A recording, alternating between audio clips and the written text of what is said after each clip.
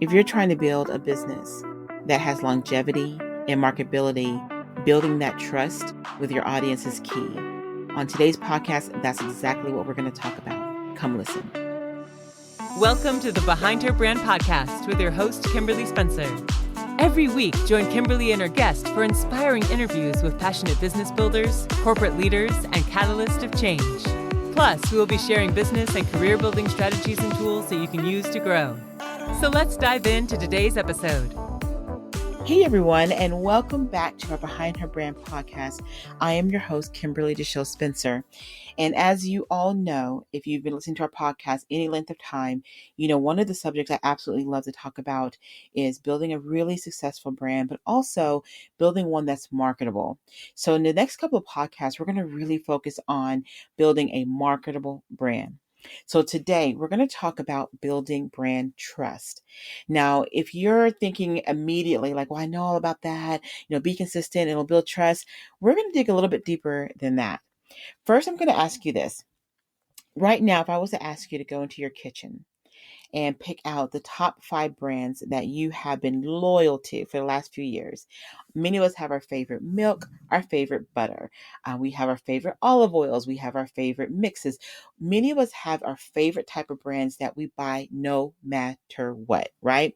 We buy it because we trust them. We buy it because we love the flavors. For whatever reason that you buy a particular brand that you stay loyal to, we commit to certain brands because we like it. Here's the thing. Do people commit to your brand because they trust you? Think about that for a second. Was it a few months ago, I believe, and it was all over the news. Southwest had this really big situation when it came to the holiday season, okay? And I wanted to watch to see how this brand was going to handle the responses. And they took ownership of a lot of mistakes that they made. And I watched people literally, who were brand loyal. They spoke out in favor of Southwest. They made sure people knew that, you know what, this was not a common situation. Like they were standing by the brand because they trusted them and because they were loyal. Okay. So why am I giving you these different examples? I want you to put in your mind and really have a frame of space of about the different brands that you stay committed to and think about why. And then now translate that to your own business brand, whether you're running a nonprofit, whether you're running a business, or maybe if you even started your business and you want to put this in place early on. It's important to create a frame around your business that people trust. And here are a couple of elements that will build that trust. First and foremost, we already know the obvious: consistency. Now, I'm going to dig a little bit deeper in consistency. It's not just about how many times you post. It's not about how many times that you show up on social media. It's consistency in your messaging. Okay. How many brands have you ever say, I'm going to try them out, and then you got confused by exactly what it is they offer? Or you kind of felt like, well, I thought I was signing up for this, but it seems like you guys are doing this over here. And it was just confusing.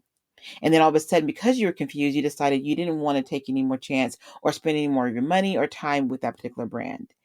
A confused buyer does not buy. A confused buyer obviously will never refer you. A confused buyer will basically be like, you know what?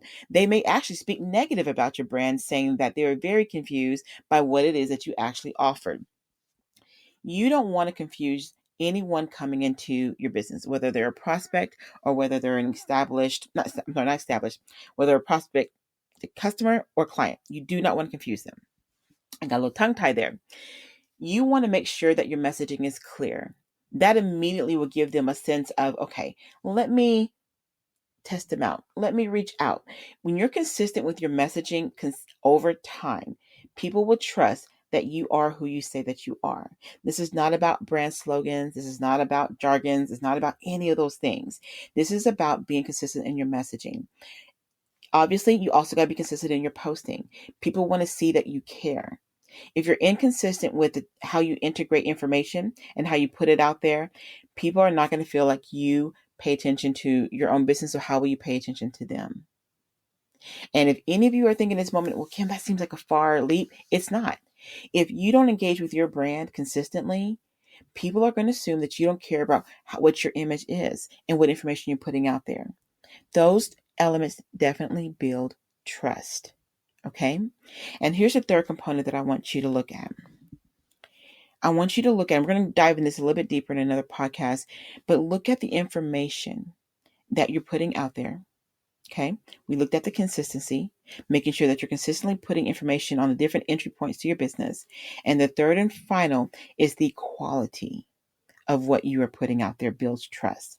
Quality is not just about how pretty things look. Is the information something that's current? Is it relevant? Okay. And like I said, we're going to dive into this a little bit deeper in another podcast, but the quality of information is key. But for the purpose of right now, I also want you to look at your quality of testimonials, the quality of what people are saying about their experience with you. There's so many times when I look at testimonials and I read them and people are sharing how much they love the person, they love the experience, they love all the different things, and that sounds great, right? But if it doesn't speak to what it is that you actually do, what is it the solution that you're actually providing? If your testimonials are not speaking to that as well, you can tend to lose a little bit sense of initial trust. Think about this. Whenever you're researching a particular restaurant, many people go to the reviews, right? They want to hear about the experience, the quality, the service. They want to hear about all these different elements of this particular restaurant. When you are researching a dentist, a doctor, a lawyer, or a school, you talk to people, you ask them, so tell me about the staff, tell me about your experience, tell me about the quality of education. You're asking a lot of different questions because you want to know about the completeness of that particular professional brand restaurant experience. People need to feel the same thing with you. Your testimonials from people that have experienced the solution that you offered should, one, be placed in all the different entry points to your business, blogs, podcasts, website, you name it. It needs to be put in different aspects, but it also needs to speak to the before and after. Why did that person come to you?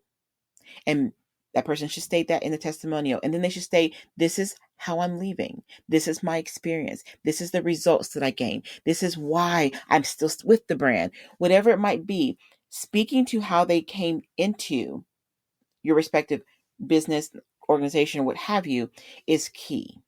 That is key because people identify with that. You want people to say, man, that's me. Man, she sounds like me. Oh, I want that kind of result. Oh, man, my team needs someone like this person because, man, we're going through that right now in my company. Or I get hung up on this with my weight journey or my wellness journey. And what she says speaks to me. You want people to self-identify through the testimonials and feedbacks that they get. That immediately creates a sense of, okay, you know what? I might want to contact them because if they got this kind of result, I definitely want to reach out. Here's another element to testimonials and case studies. It is very critical, in my personal opinion, to make sure that you have the full name of the person that is giving you a testimonial. And I'm a big believer in this, a link to the website or some type of identifier to, if they want to reach out to that person and say, hey, I want to talk to you before I actually contact the company directly. That can also solidify in ways that I can't even describe. I've had people contact me and say, you know what, I'm ready to work with you. And I'm sitting here like, okay, well, tell me a little bit about you. Tell me what you're looking for. And they'll immediately say, you know what, I contacted this person from your website and I had time to talk with them. And then I reached out to this person too, because I saw something they said that I was interested in also. And when they start doing that and they talk to people that have already experienced your solution, it creates a trust. And that's what you want. So make sure, as a recap, that the quality of your testimonials really reflect the solutions that you offer to your clients. Okay. Again, you also want to make sure the quality of your messaging is intact and in place. You want to make sure that you're communicating things consistently. You don't want people to feel like they don't know who you are. If they go to your website and can't tell what exactly you do, that's an issue. If they go to your Facebook and then to your YouTube and then to your podcast and then to your website and then maybe even to your events and still can't really garner what solutions do they really offer, that's an issue. There's not going to be any trust. Okay. And then the last is creating a sense of consistency across all boards. So here's a great assignment to do. First and foremost, do your own review. Look at everything across the board and ask yourself, would I work with myself if I looked at the information that I'm looking at right now? And be honest. Okay, no one's going to know what you're thinking. No one's going to know what the results are of what you're finding, except for you. So make sure you spend some time really thinking through and looking through, is my brand really communicating what it is I actually do? Do I see feedback from people that I've worked with? Do I feel like my messaging is really, on point? Next, ask people, not friends and family. Ask people, colleagues that you trust, even past clients. Look at my branding. Does it really communicate what you know that I do? Putting another set of eyes on that will give you some really good feedback.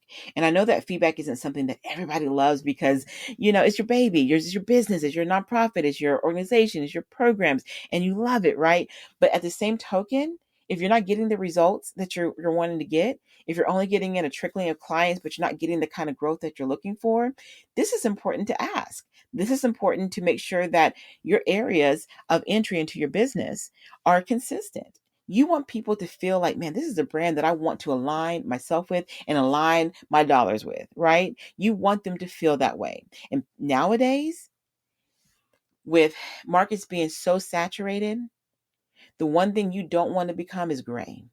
You don't want to blend in. Trust trumps so much. When people trust you, they refer you. When they trust you, they stay loyal to you. When they trust you, they're going to post about you. That's what you want. Brand, loyalty, and trust. Okay? So do those two things, and whatever results that you get, whether your brand is on fire and is great, then maintain that. Create a plan to maintain what you're doing well. If you find there's some spots, clean them up. Fill in those gaps with the things that you know will be able to create a clean across the board consistency so that you can really build trust. And I'm going to end on this note too. Just like in any relationship, personal, professional, trust takes time. Don't rush it. You can't fire hose trust on people. You can't fire hose a bunch of information and expect people to trust you. Building trust takes time. And I already mentioned consistency, but it's also making sure you're communicating in different mediums. Because some people are going to see things one way, some people are going to find you in other aspects. Just know that this is a long-term game, but it's one that's worth being in. When you build that trust and it keeps growing and growing and growing over time, you're going to find how marketable you are, how profitable you are, and that you have great sustainability. And that's what you want in business.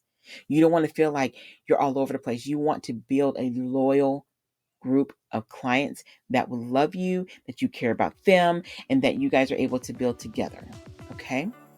So those are my points on building trust in your brand. Thank you, as I always say, and I mean it. Thank you for listening to our podcast. I want to encourage you to go over to our website.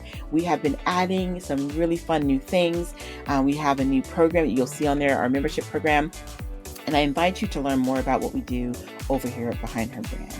You can visit us at www.behindherbrand.net. Thank you. Y'all have a wonderful day.